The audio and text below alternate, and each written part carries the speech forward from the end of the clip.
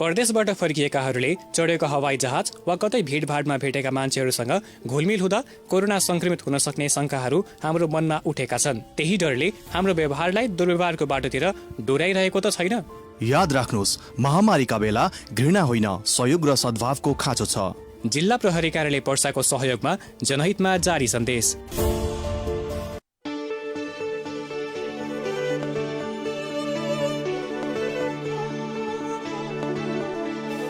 गाउँ सहर सारा गुन्जाउने यो हो रेडियो सान्वी 96.4।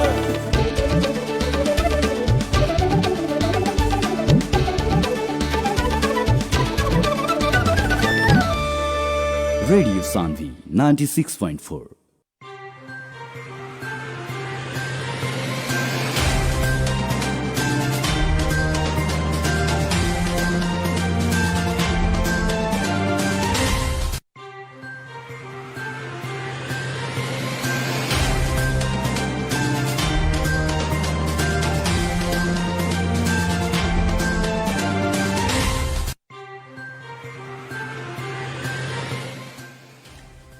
प्रणाम। रुआ लगन सुन रहल बानी रेडियो सान्वी 96.4 मेगाहर्ज। कार्यक्रम स्वस्थ जिंदगी में हम प्रस्तुता अनिशकांत कुशवाहा रुआ सारा श्रोता लोग के बहुत बहुत स्वागत करते बानी। कार्यक्रम स्वास्थ्य जिंदगी में गांव घर के स्वास्थ्य स्थिति, जनता आम नागरिक सेवाग्राही सबके बीमारी मुक्त बनावे के, सचेत करावे के, एकरा साथे स्वास्थ्य संदेश, स्वास्थ्य परामर्श, स्वास्थ्य संबंधित संस्था सबके गतिविधि, वर्तमान परिवेश में स्वास्थ्य क्षेत्र के व्यवसायीकरण, लापरवाही जैसे विषय में हमनी खबरदारी ई कार्यक्रम मार्फत करावे निसन। वैसे ही अपने के कोनो स्वास्थ्य संबंधित समस्या बा तो हमनी के संपर्क नंबर 984553 05740, 984553 05740 या 9808099130 130 में रुआ लगिन कॉल करके या मैसेज करके हमनी के स्वास्थ्य समस्या के समाधान भी ले सकत बनी। ई कार्यक्रम हरेक सप्ताह के सुख दिन के रात 8:30 बजे से 9:15 बजे तक, अब पुनः प्रसारण शनिचर के बिनैया 9:15 बजे से 10 बजे तक सिर्फ रेडियो सान्वी 96.4 मेगाहर्ज पर आ ऑनलाइन के radiosandvi.com आ रेडियो सान्वी के ऑफिशियल फेसबुक पेज मार्फत रुआ संसार भर एक के साथ सुन सकत बानी। ई कार्यक्रम में हमनी स्वास्थ्य क्षेत्र के विज्ञ से बातचीत, स्वास्थ्य क्षेत्र से जुड़ल बहुत ही विषय के ऊपर चर्चा परिचर्चा भी करेनी सन। आज कार्यक्रम स्वास्थ्य जिंदगी में हमनी एकरा आज पहिलका अंक में एगो हमनी वार्तालाप सुनल लई, जोन की वार्तालाप हमनी एगो वीरगंज महानगरपालिका के वार्ड नंबर 30 लाल परसा में जाके एगो रिकॉर्ड कइल बातचीत बाटे। तो आई सुनल जाओ ई बातचीत, रोवा लगन सब कोई के बीच में हम ई चीज दे रहल बानी, सुनल। नमस्कार। कार्यक्रम स्वस्थ जिंदगी में आज हमने आयल बनी सन वीरगंज महानगरपालिका के वार्ड नंबर 30 प्रसूतिपुर टोल में श्री नेपाल राष्ट्रीय आधारभूत विद्यालय में आज यहाँ पुस्तक वितरण के कार्यक्रम हो रहल बाटे। जैसे हमनी आके यहाँ देखनी सन तो एगो जौन कोविड महामारी के समय में जौन एगो सामाजिक दूरी होखे के चाही, उ दूरी के पालना करके, उ नियम के पालना करके यहाँ पुस्तक वितरण के काम हो रहल बा। अब इहे संदर्भ में हमनी यहाँ के स्कूल के एगो शिक्षक बानी, उनका से बातचीत कैलम। सर नमस्कार। नमस्ते। अपने के शुभ नाम? लक्ष्मण प्रसाद शाह। सर अपने स्कूल के प्रधानाध्यापक के बाटे? हम ही बनी लक्ष्मण प्रसाद शाह। बहुत खुशी लागल हमनी के रुआ से ई जान के कि रुआ ही प्रधानाध्यापक बनी स्कूल के। तो ई लॉकडाउन के कितना दिन के बाद ई स्कूल आज खुलल बा, पुस्तक वितरण के कार्यक्रम रहल बाटे? लगभग 3 महीना के बाद नेपाल सरकार के निर्देशन अनुसार आषाढ़ 1 गते से ही स्कूल खुलल बा। स्कूल के सारा गतिविधि हमनी के कागज रिजल्ट बनी करे के, उ सब कागज पत्र तैयार करे के, पाठ्य पुस्तक बना के, छात्रवृत्ति वितरण करे के, ई सारा काम करे खातिर हमनी के 1 गते से ही स्कूल खोल के आज सोशल डिस्टेंस कायम क के हमनी के काम कर रहल बानी सन। आज जैसे किताब बांटे वाला कार्यक्रम हो रहल बाटे। तो ई जोन अभी बाल बच्चे के किताब देवला बाटे, किताब देला के बाद में ये लोग के पठन पाठन कहिया से शुरू हुई? पठन जब तक सरकार के निर्देशन ऊपर से ना आई तब तक ना हुई। तब ये अभी तक निर्देशन बा कि किताब बांट के लड़का घरे में पढ़सन, संझिया भी नहीं, गार्जियन के कह देते जाता है कि अपना घर में रह के संझिया सुबह कम से कम 1 घंटा 1.5 घंटा घर में रह के पढ़ावे के, किताब दे के। ऐसा रोचक किताब बढ़िया बा कि रंगीन बाटे किताब, उ रंगीन देख के भी लड़का घर में पढ़िए सन, किताब देखिए सन, अच्छा से घर में पढ़िए सन। तो अभी के जोन समय में ई जोन बहुत दिन के बाद रुआ भी बाल बालिका से आज भेंट कैले हो खेम, तो ई कार्यक्रम स्वस्थ जिंदगी के मार्फत हमनी के एगो चीज बतावलम। आज जोन अभिभावक में, यहाँ के विद्यार्थी में जोन इतना दिन के बाद एगो रुआ जोन एगो बदलाव देखनी है, एगो वो लोग के पढ़ाई प्रति एगो जिज्ञासा देखनी है, कैसन लागल खा अपने के? ये बहुत बढ़िया, बहुत 3 महीना के बाद जौन स्कूल खुलल बा, किताब आज वितरण हो रहल बा, वो किताब देख के गार्जियन भी खुश बा, लड़का भी खुश बा। रंगी चंगी किताब भइला के चलते कि इतना दिन 3 महीना हमने ना पढ़नी सन, 3 महीना के बाद हमने के किताब मिले जा रहल बा। किताब देख के हमने के घरे पढ़म सन करके गार्जियन भी लोग खुश बा, विद्यार्थी भी बहुत ज्यादा खुश बा। श्रोता लोग, अपने के हम पुनः एगो स्मरण करावे के चाही, अगर कोनो भी चीज के स्वस्थ बनावे के बाद तो शिक्षा के मार्फत से ही हर एक चीज के स्वस्थ बनावे के हमनी के प्रयास होखेला। शिक्षा बिना हमनी के ना तो जिंदगी स्वस्थ हो सकता, ना तो हमनी के स्वास्थ्य ही स्वस्थ हो सकल बाटे। काहे कि एगो शिक्षा के मार्फत से ही हमनी के अपन शरीर के, अपन समाज के कौना दिशा के ओर मोड़े के बाटे हमनी के वहां से ही था लागेला। अब ई बातचीत के निरंतरता देते हुए चली अब कुछ एकरा के हमनी कुछ विद्यार्थी लोग के भी प्रतिक्रिया लेवलम कि उ लोग कैसन महसूस कर रहल बाटे आज ई किताब लेके। तो आई अभी ये संदर्भ में अभी ये स्कूल के एगो विद्यार्थी से बात कैलम। नाम कथी बा बबी? सोनम कुमारी यादव। सोनम कुमारी यादव। हाँ सर। सोनम कई क्लास में? अभी 5 में गई है। किताब मिलल खत? हाँ। कैसन महसूस भेल खा किताब देख के, किताब लेके? निमन महसूस भेल था। अब कथी करे के बा किताब से? अब घर रह के पढ़े के बा। स्कूल कहिया हो के बाद था लागल खा? ना लागल था अभी। नहीं के था लागल तो कहिया स्कूल पढ़े वो? अब खुली तहिया है। श्रोता लोग, अभी जौन ई कोविड के महामारी चल रहा बाटे, वो महामारी के वजह से हमनी के सब कोई जानतानी सन कि अभी विद्यालय खुलेला स्थिति में नहीं खे। अभी ओकरा लिए नेपाल सरकार भी प्लानिंग बना रहल बाटे। अब उ योजना अनुसार वो लोग के खबर हुई, उ खबर अनुसार अब वो लोग भी अपन स्कूल में उ हिसाब से पठन पाठन के शुरुआत करी लोग। वैसे ही इतना दिन के बाद लोग कोविड के संक्रमण के बाद इतना दिन के बाद स्कूल में आज जौन ई किताब के वितरण भेल बाटे, यह संदर्भ में यही स्कूल की शिक्षिका बानी इंदु यादव मैडम, उनकरा से भी हमने थोड़ा सा जाने के चाहलम कि अब कैसे महसूस करतनी, कैसन उनकरा लाग रहा बा आज बाल बालिका के किताब वितरण करके, आ कैसन प्रतिक्रिया देखनी है, कैसन गतिविधि देखनी है गार्जियन सब में, बच्चा सब में एगो हर्षोल्लास देखनी है कि एगो अभी भी डर तरास के माहौल देखनी है। मैडम, आज जोन ई किताब वितरण भइल बाटे, ई किताब वितरण के संदर्भ में जितना भी बाल बालिका लोग आयल हुए, चाहे अभिभावक लोग आयल हुए, वो लोग में कोविड के लेके कोनो डर भय त्रास देखनी है कि? हाँ, एकदम डर भय त्रास बाटे। लोग एक साइड में माने किताब के, जैसे कि पहले लोग एकदम लाइन में ला के किताब सब लोग भीड़ भाड़ करके करत लगल, लेकिन अभी ई कोविड-19 के चलते माने का बाटे कि लोग एक साइड में रह के किताब ले ले बा। माने करेजा में उ लोग के डर बाटे कि हम केंगो माने आदमी माने स्वच्छ रही, चाहे कोनो चीज ना होई, मुंह में मास्क लगा के ओइला पर लोग माने 3 फीट 4 फीट के दूरी पर लोग रह के अपन किताब माने ले ले बाटे आज। लेकिन दुख के ई बात बाटे कि लोग के ई का नाम बा कि बच्चा सब में माने जितना माने कहे मतलब पढ़ाई के जितना मैंने एथी लगन 3 महीने के अंदर में लड़का गांव घर में खेल के सब खत्म कर चुकल बड़े सब, तो ओकरा खतरा मैंने लोग के आग्रह बा, विनती बा कि अभी लड़कन के पढ़ाई केंगो मैंने कोई जाओ जे लड़का सन में मैंने पढ़ाई के एथी होको भावना होको, केंगो लड़का जागरूक होको, सो केंगो लड़का के 2 अक्षर जानकारी देहल जाला आ देहल जाई जे हमनी के माने सब टैलेंटी रही बच्चा सन में खेल। मैडम, जैसे कि एगो बाल बालिका के स्वस्थ बनावे खतरा, ओकरा के एकदम रोग मुक्त बनावे खतरा, ओकरा के शिक्षा से जोड़े के पड़ेला, यानी बाल बालिका शिक्षित रही तबे वो बीमारी से भी मुक्त रही। तो विगत के दिन में अपने जौन एगो कोविड से पहले के माहौल रहे, बाल बालिका के स्कूल में लिया के एगो खिलावल जाए, विभिन्न गतिविधियां करावल जाए, उ गतिविधि से लड़का सन में भी एगो हौसला आवे, स्वस्थ रहे खतरा, विभिन्न किस्म के ओकनी के स्कूल से भी विद्यालय से भी पोषण युक्त खाना भी ओकनी के खाजा में खियावल जाए।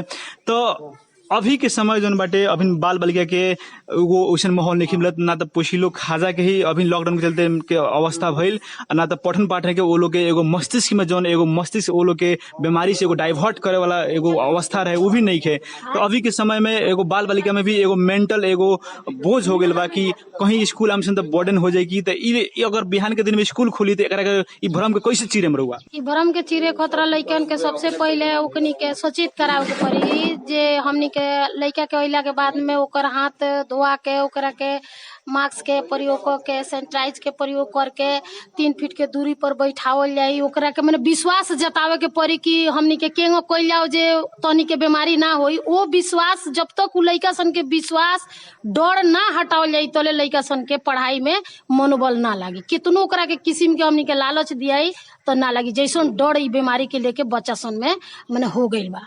अब रोग से कोविड त रही कुछ साल तक रही, विश्व स्वास्थ्य संगठन भी बात बता रहल बाटे। अब हमनी के जरूरी बाटे रोग से लड़े वाला शक्ति के बरियार करे के, यानी जौन एगो इम्यूनिटी पावर शरीर के होकला उ हर कोई के अपने आप के बरियार बना के रखे के पड़ी कि हमनी के कोविड हमनी के हरा ना सको। तो इम्यूनिटी पावर बरियार बनावे खतरा अब जब स्कूल खुली अपने के बाल बालिका लोग के कैसन कैसन गतिविधि कराम लगन, कैसन कैसन वो लोग के चीज फोकस करम लगन कि वो लोग के स्कूले बाल बालिका के इम्यूनिटी पावर बरियार रही। ओकरा खतरा हमनी के सबसे पहले बच्चा सन के सर सफाई में ध्यान देवे के पड़ी।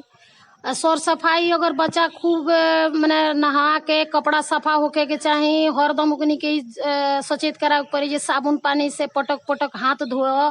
ओकरा बाद में खाना में जैसे कि गरम खाना खाए के बाटे, पोषीलो युक्त खाना खाए के बाटे, बलियो मने शरीर मजबूत रही, बलियो रही तो हमनी के रोग से लड़े के क्षमता होखेला। ई सब ओकनी के करे के पड़ी। ओकरा बाद में अइला के बाद में पीटी प्रार्थना बात तो ओकरा के थोड़ा दूरी पर 3 फीट 4 फीट के दूरी पर बच्चा के खड़ा करा के आ तब करावे के पड़ी। क्लास में बैठावला के बाद में एकदम क्लास के वातावरण शुद्ध होके के चाही, स्वच्छ होके के चाही। सर लोग के भी अपना सर मैडम जितना भी स्कूल में बाड़े लोग उ लोग के भी का करे के पड़ी, अपना के सचेत रहे के पड़ी। जैसे कि कोनो चीज सिखावे से पहले अपने के भी सुधारे के पड़ेला। ओकरा बाद में बच्चा सन के यहाँ बतावे के पड़ी, ओकनी के पोषण युक्त खाना देवे के पड़ी। अभी के मौसम खराब के बात बाटे तो ओकनी के ई करे के पड़ी कि कोनो चीज खाए के बाद ताजा खाए के बाटे, गरम खाए के बाटे। ओसे हमनी के का होई कि बाबू तनी के देह में शरीर में अगर मने मजबूत बाटे तो कोनो रोग हमनी के लागे से मने ना होके सकी। ई सब करा के तब स्कूल चला। बहुत बहुत धन्यवाद मैडम अपने के। श्रोता लोग, अभी जन रउआ ई एगो ऑडियो सुननी है, ई अभी के हरेक बाल बालिका के मस्तिष्क के एमे एगो कौतूहलता लुकाइल बाटे कि हमनी के स्कूल कहिया से शुरू है, कहिया हमनी अपना संगतिया संगे बैठ के स्कूल में हमनी अच्छा से फेन पढ़ेम सन, उ हमनी के जौन एगो हंसे खेले वाला स्कूल में जौन दिन रहे उ कहिया आई। ई सब बात के लेके उ लोग अपना घर के भी अभिभावक से बहुत सवाल भी पूछ रहल बा। तो ऐसन समय में हमनी के ना खिसिया के ओ लोग के जिज्ञासा मिटावे के पड़ल आ ओ लोग के हमनी के मार्गदर्शन भी करे के पड़ल। अब हमने बात कैलम इस समय में जो हमें कोविड के महामारी के समय में बानी सन, अभी लॉकडाउन भी जारी बा। आज भी हमनी के लॉकडाउन के 95वां दिन में हमनी बानी सन। आज हमनी के देखल हम तो 11,755 लोग भी कोविड से संक्रमित भइल बाटे और 27 आदमी के मृत्यु भी हो चुकल बाटे। तो ई अवस्था में 2698 आदमी ठीक होकर अपना घर भी गइल बाटे। और ई आज के दिन में 5 से 93 लोग भी नया संक्रमित हो चुकल बाटे। तो ई जौन एगो हमनी के महामारी के समय बाटे, ई महामारी के समय ओराइल नहीं खे। ई समय में हमनी के सब कोई के सतर्क होके ही अपन दिनहु जौन होखे वाला काम बाटे उ काम करे वाला हमनी के ना रुक के आगाड़ी बढ़ते रहे के पड़ी। अब ये संदर्भ में आज कार्यक्रम स्वस्थ जिंदगी में एगो कक्षा 10 में पढ़े वाली बालिका के एगो हमनी कोरोना के ऊपर लेके एगो गीत जो उ गईले बानी, उ गीत के भी हमने सुनल लम ई कार्यक्रम स्वस्थ जिंदगी में। परिचय देके। नमस्ते, हमार नाम हजरा खातून है। हम कक्षा 10 में पढ़ेनी। हम एगो कोरोना पर बहुत अच्छा गाना बनैले बानी, उ गाना हम प्रस्तुत करे के चाहतनी। आइलो वायरस सब देश और विदेश में, जान लेता महामारी के भेष में हो। आइलो वायरस सब देश और विदेश में, जान लेता महामारी के भेष में हो। बड़े बेचैन चैन मिले ना लोग के वायरसवा से, बड़े बेचैन चैन मिले ना लोग के वायरसवा से। जा जाए कोरोना वायरस चल जा सब देशवा से, जा जाए कोरोना वायरस चल जा सब देशवा से, जा जाए कोरोना वायरस चल जा सब देशवा से। हरदम डरल रहता रे लोग हो, कहियाले सही खतरनाक रोग हो। हरदम डरल रहता रे लोग हो, कहियाले सही खतरनाक रोग हो। कोरोना के चलते भइल देश परेशान, बिना कसूर के लेतार जान, लेतार जान रोज लेतार जान, लेतार जान देखा लेतार जान। इतना बता दो तोहरा का मिली लोग के रोइला से। इतना बता द तोहरा का मिली लोग के रोइला से। जा जाए कोरोना वायरस चल जा सब देशवा से। जा जाए कोरोना वायरस चल जा सब देशवा से।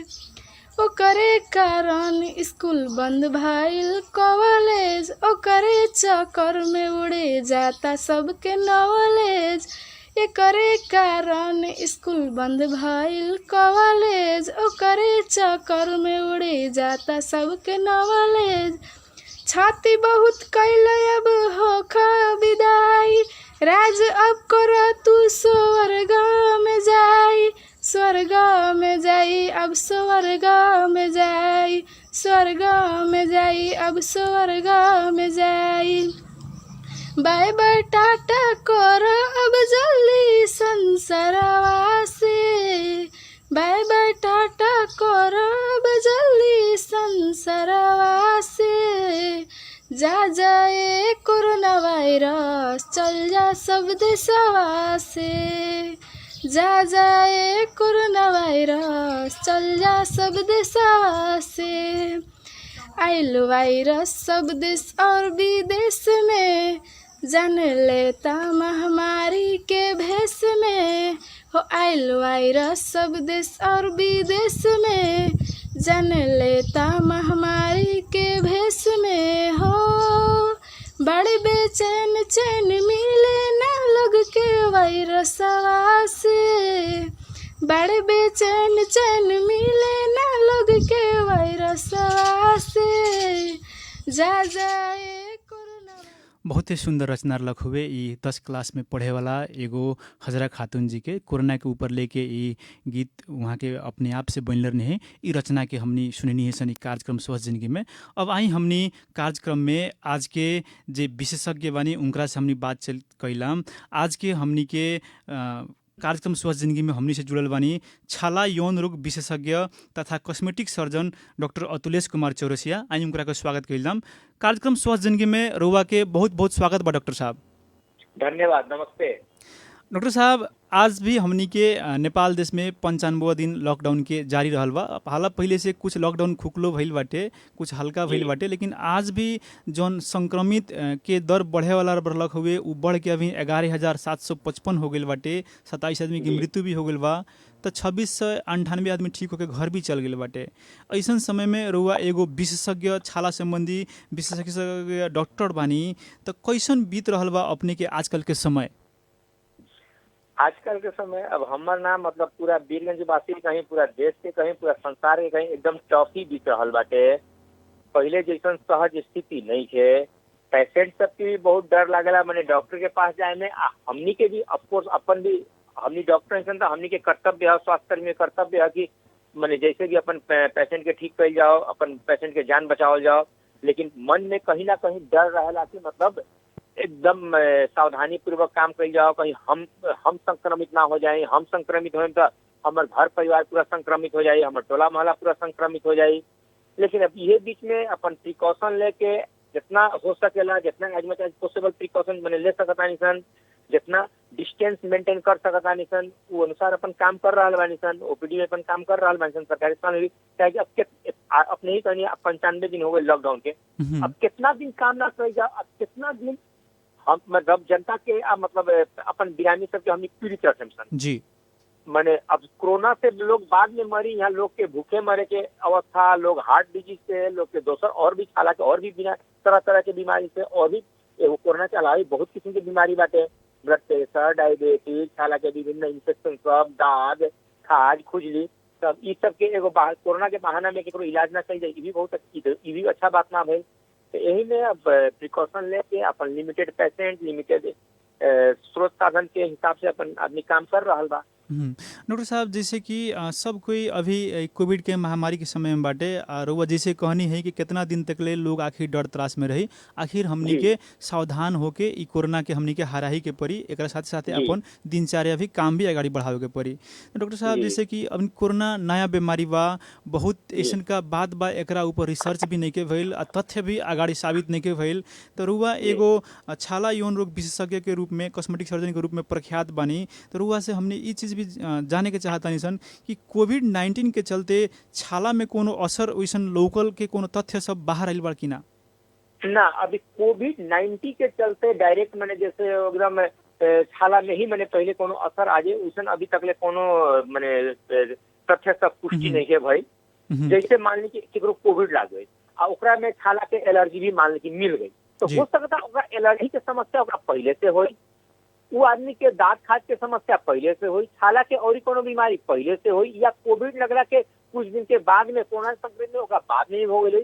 लेकिन कुछ बीमारी सब जैसे बहुत दिन तक ले कोई क्रोनिक डिजीज बा तो धीरे धीरे छाला के समस्या दिखाई पड़ता। अभी तक ले कोनो ऐसा पुष्टि नहीं है कि मतलब पहले कोविड लागी तो छाला में इतना परसेंट छाला में लाल ऐसी हो जाए तो चक्का चक्का निकली चाहे मैंने कोविड के बीमारी में छाला के लक्षण निकली, अभी तक ऐसा कोनो तथ्य पुष्टि नहीं है भाई।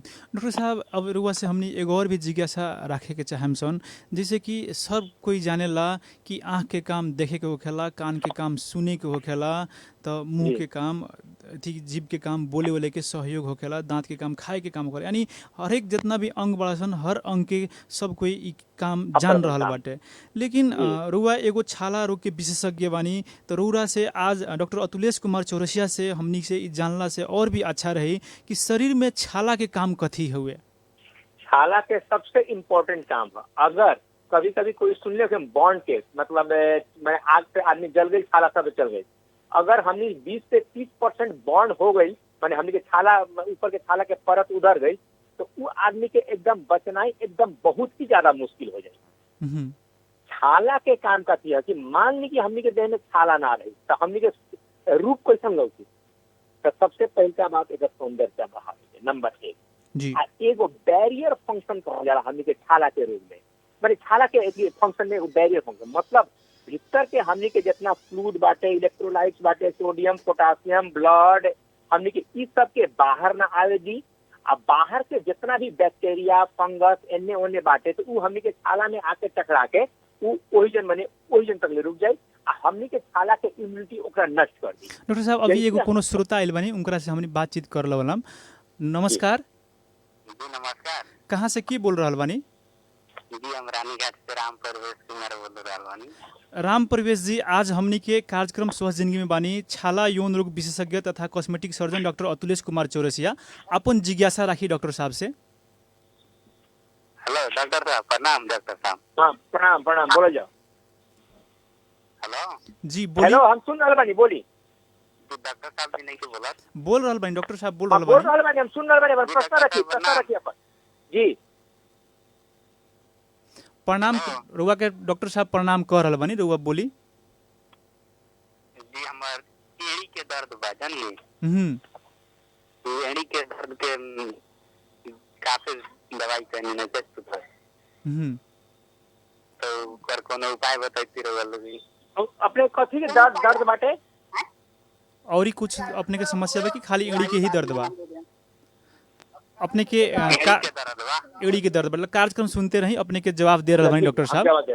डॉक्टर साहब वो जैसे राम प्रवेश रहनी रानीघाट से, वो कहते हैं कि हमारा एड़ी में दर्द बाटे, ई कितना दवाई करतनी ठीक नहीं के हो, तो हमरा के एकरा लिए कथी करे के पड़ी? अच्छा सुनिए, उनका एड़ी में दर्द तो सबसे पहले हम उनका सलाह जरूर देतानी, ई माने हड्डी के डॉक्टर के हड्डी के डॉक्टर से हम दिखाए के सलाह देतानी। जी बिल्कुल। अब उनका एक एड़ी में दर्द बा कि दोनों एड़ी में दर्द बा, नंबर 1 उनका प्रोफेशन काफी है, खाली पैरे चलन, चप्पल पहन के चलन, कहाँ काम करलन वो पे आदेश कर सकता, उनका यूरिक एसिड बढ़ला से भी हो सकता, उनका चप्पल जूता के स्टाइल कैसन बा, उनका उम्र काफी बा, उनका हड्डी स्टाइल बा कि ना, ये बहुत सारा फैक्टर हो सकता।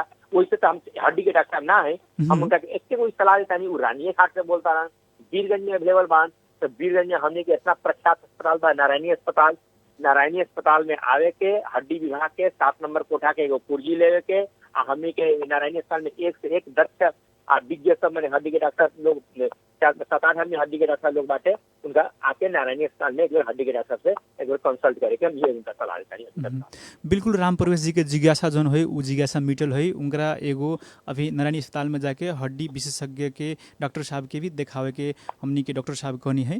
तो एक बेर रौरा खतरा नारायणी अस्पताल में जाके हड्डी रोग विशेषज्ञ के एक बार देखावे के हमनी के उचित सलाह अपने डॉक्टर साहब के तरफ से दियाल गेल बाटे। राम प्रवेश जी अपने के जिज्ञासा मिटल है हमनी आशा करतनी सन।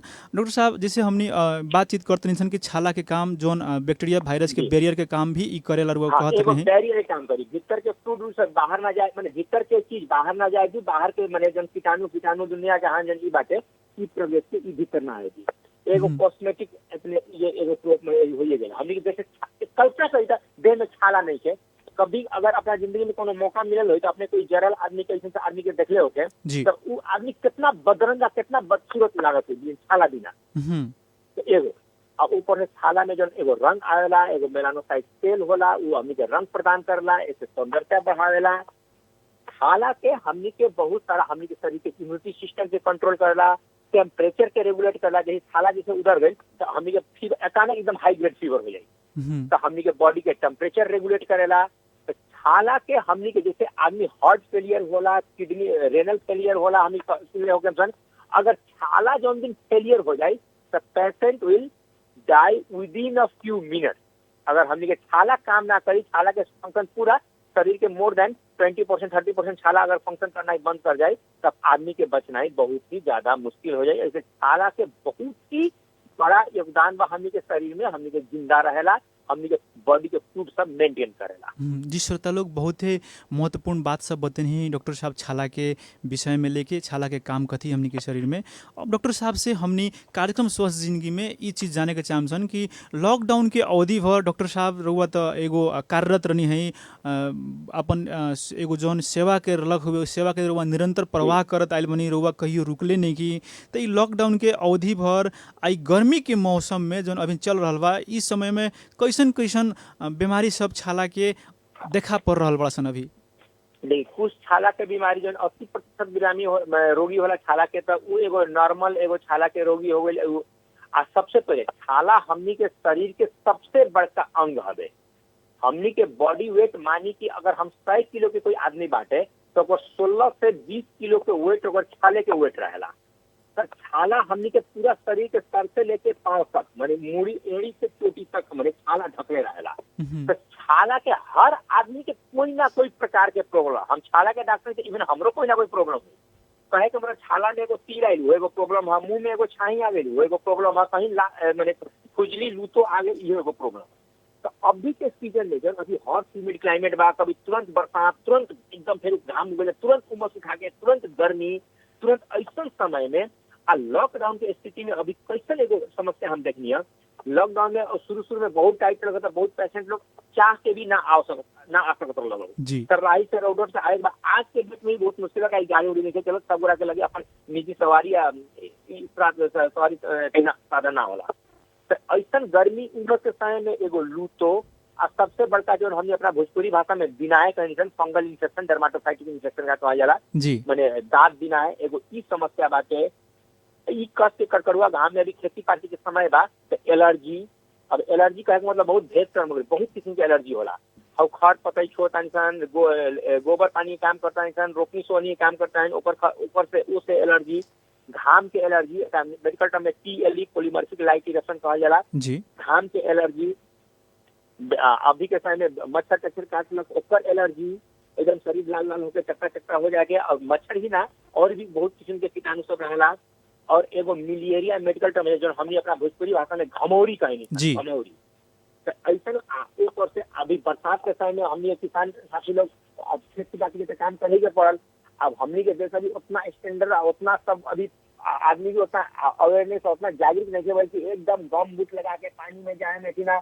अब जानते हैं गाँव देहात में सभी लोग खाली पैर चलत रहा है लोग नीमन से ध्यान भी ना देलक लोग पैर के अंगुली के बीच में जब पानी लाग दिलक ठीक से पोछलक भी ना खेती पाती करे गए के बीच में पानी पाँची की लागले रह गई कमी ना कर पानी से मैंने पानी से संगोट हो गए हाथ पड़ गई। ऐसा समस्या एगो बिनाए के हवट के एलर्जी के घाम के एलर्जी के और पानी से खाए के समस्या घमौरी के समस्या अभी के सीजन में कहें इस समस्या एकदम ज्यादा आ रहा बा। ये सीजनल समस्या हो गई।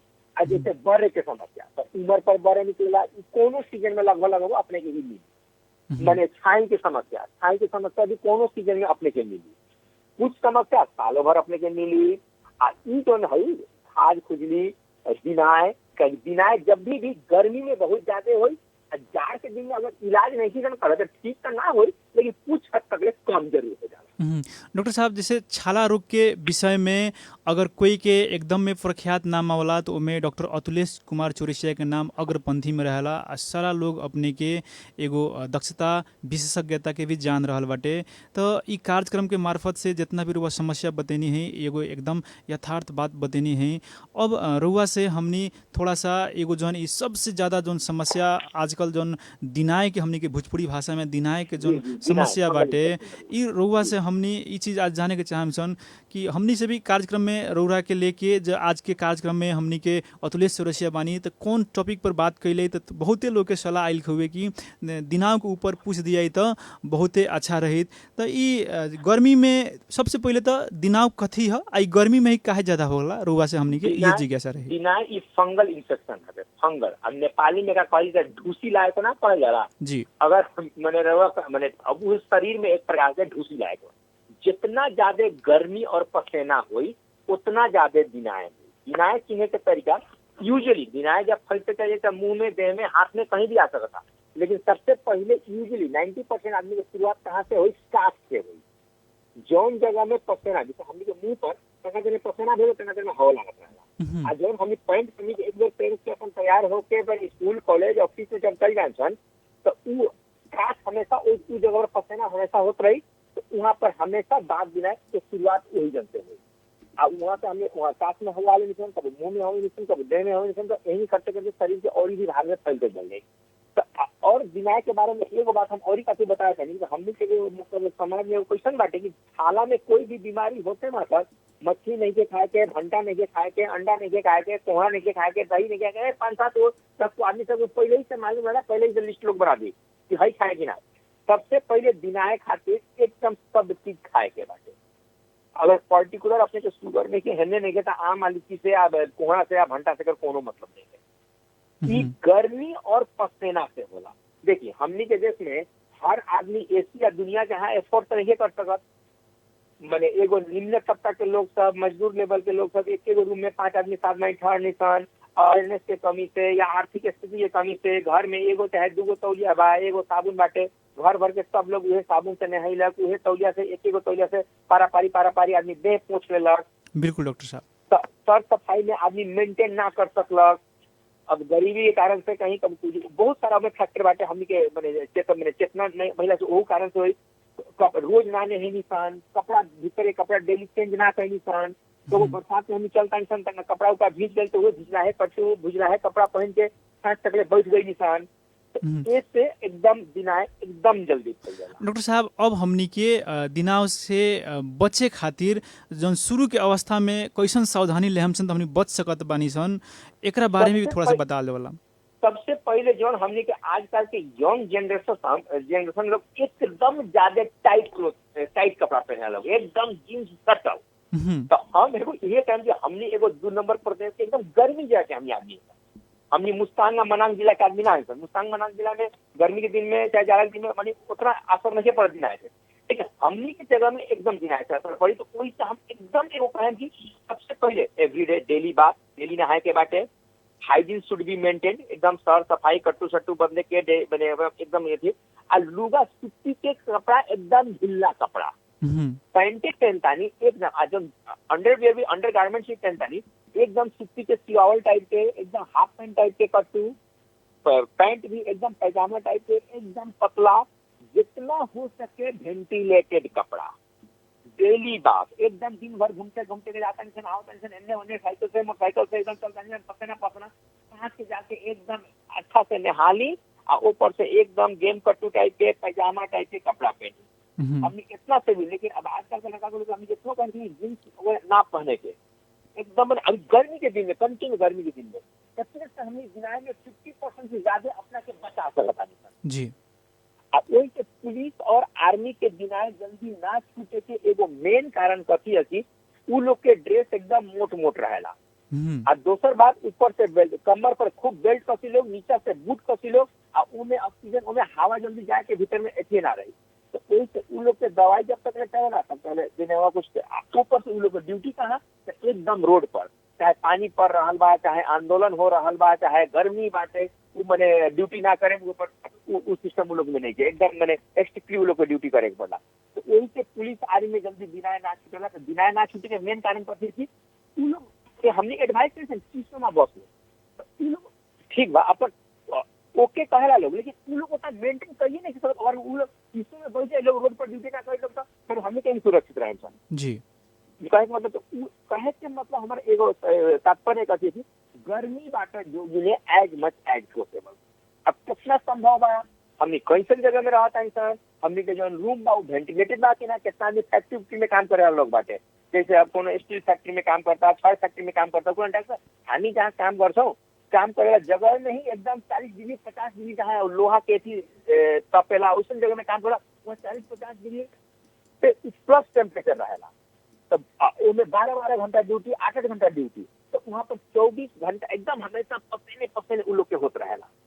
तो एगो ई समस्या तो बाटे, मतलब अब जितना संभव बाटे गर्मी से बचे, खाना पीना से बिना के कोई लेना देना नहीं है।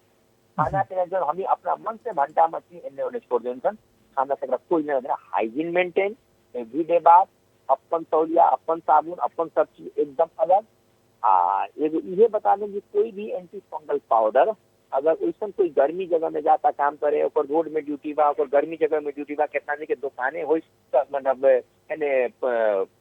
ठीक है पश्चिम रोड के दुकान हो तो होने से दिन भर घाम आवत हो, एगो एंटी फंगल पाउडर अपन काच में लगा के तब अपन कपड़ा पहन के बैठे के वो पंखा के नीचे आ वो मैंने जितना सूखिए कपड़ा ढीला हो सके उतना, मैंने जितना पुशेबल हो सके उतना अपन करेंगे।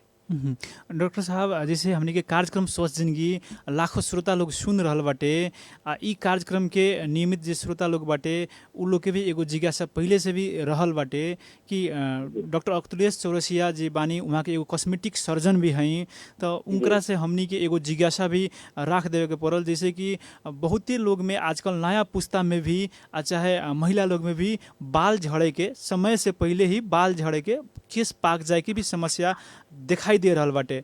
एगो निश्चित उम्र में ई समस्या होके के चाहिए, लेकिन अभी के समय में नया पुस्ता में ही 20 बरस 18 बरस के उम्र से ही बाल झड़े के, बाल पाक जाए के समस्या भी हो रहा बाटे। तो ई कौन कारण से डॉक्टर साहब हो रहा बाटे? सबसे पहले ई बाल झड़े के एगो बहुत सारा कारण बाटे, तो वही सब हर एक आदमी में हर एक कारण फिट ना होला। जैसे एगो हेरिडेटरी प्रॉब्लम, जैसे हमारे बाबूजी के, हमारे दादाजी के, हमारे भैया के, हमारे घर में सब के बाल झड़ल बाटे, तो हमरो में एंड्रोजेनिक एलोपेशिया मतलब वो बाल झड़े के समस्या हो सकता। न्यूट्रिशनल डिफिशियंसी, बायोटीन, बहुत सारा मिनरल्स, विटामिन ई सब के कमी से भी बाल झड़े के समस्या हो सकता। थायराइड के समस्या से भी बाल झड़े के समस्या हो सकता। कोनो भी सिस्टेमिक इलनेस, बहुत लॉन्ग टर्म से कोनो क्रोनिक डिजीज से हम ग्रसित बानी, कैंसर भइल, सब भइल, बहुत सारा बीमारी सब बाटे, थायराइड के हो गई, क्रोनिक डिजीज, कोनो शुगर वगैरह ये सब बाटे, तो उससे बाल झड़े के समस्या हो सकता। हम कैसन टाइप के कॉस्मेटिक सब यूज करता नहीं, कैसन टाइप के शैम्पू यूज कर सकता नहीं, उनमें के केमिकल सब हमारा नाप पपलक, उससे बाल झड़े की समस्या हो सकता। इन्वायरमेंटल फैक्टर भी हो सकता।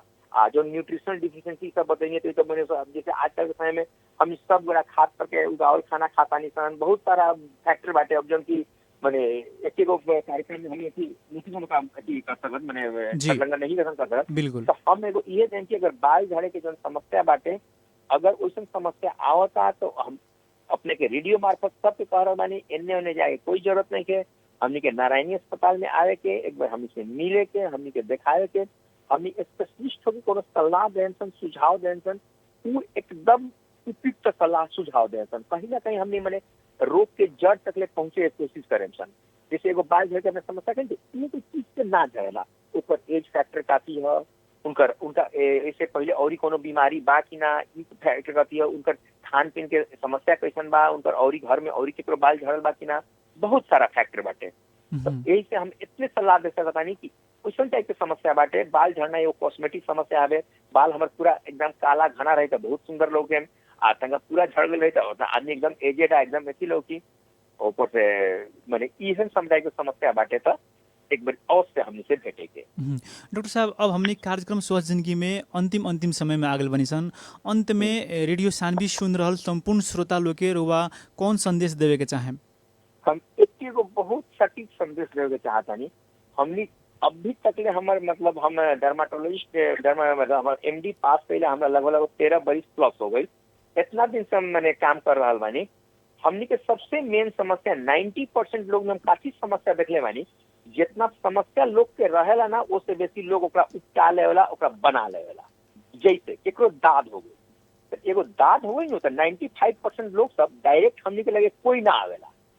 पहले गांव घर में तरह तरह के मेडिसिन, तरह तरह के मलहम उलहम हेने लोकल ले के लगा के छाला के एकदम पतला बनानी लोग। छाला के इम्यूनिटी सिस्टम एकदम कमजोर हो जाए, छाला फाट के एकदम और जगह स्ट्राया कहल जगह जगह बच्चा मुंह में लेडीज लोग के पेट ना फटे, वैसे छाला बनानी लोग। दोनों लेडीज के मुंह में जैसे पोतो आई, तो उस तरह के पहले गांव घर में बहुत किस्म के स्टेरॉइड सब लगा के, कोई पत्ता पीस के कहलक लगावे, कोई हई तना जड़ी बूटी लगाला, कोई हई दवाई लगाला।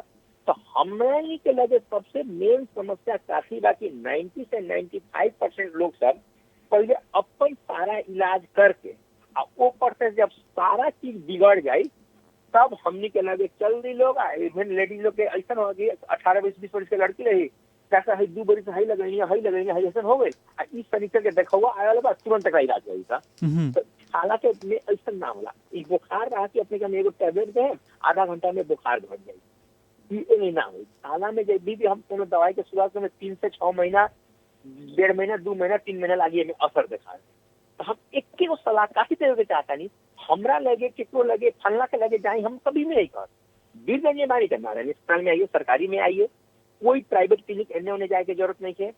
जहाँ दूर बानी तो कोई ना कोई छाला के डॉक्टर से दिखा के तब इलाज कराए। कोई विज्ञ आदमी जब सलाह सुझाव दी तो निमन सलाह सुझाव दी।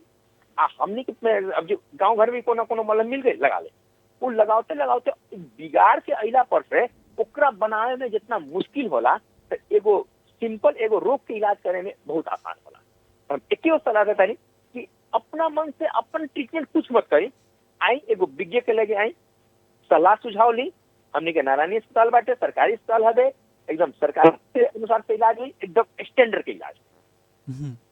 जी डॉक्टर साहब, बहुते व्यस्त समय के बाद भी हमनी के अपन महत्वपूर्ण समय और महत्वपूर्ण विचार रुआ देनी, ई लाख रुआ के बहुत बहुत धन्यवाद। धन्यवाद अपने के भी। हमारे बात अपने के रेडियो मार्फत हम रख पैनी, अपने के रेडियो मार्फत इतना लाखों श्रोता लोग हमारे बात के सुनलक। हमारा उम्मीद बा कि ए पर जरूर अमल करी लोग, आ हमनी छाला रोग के दिन पर दिन हमनी न्यूनीकरण हमनी करते जाए। धन्यवाद। आदरणीय श्रोता लोग, आज के कार्यक्रम स्वस्थ जिंदगी में हमने छाला यौन रोग विशेषज्ञ तथा cosmetic surgeon doctor Atulesh Kumar Chaurasia जी से बातचीत करनी है सन। अब हमने कार्यक्रम में प्रविधि के अनूप जी के धन्यवाद देते हुए हमने विदा होके सन। सुनते रहे रेडियो सानवी 96.4 मेगाहर्ट्ज। शुभ रात्रि, नमस्कार।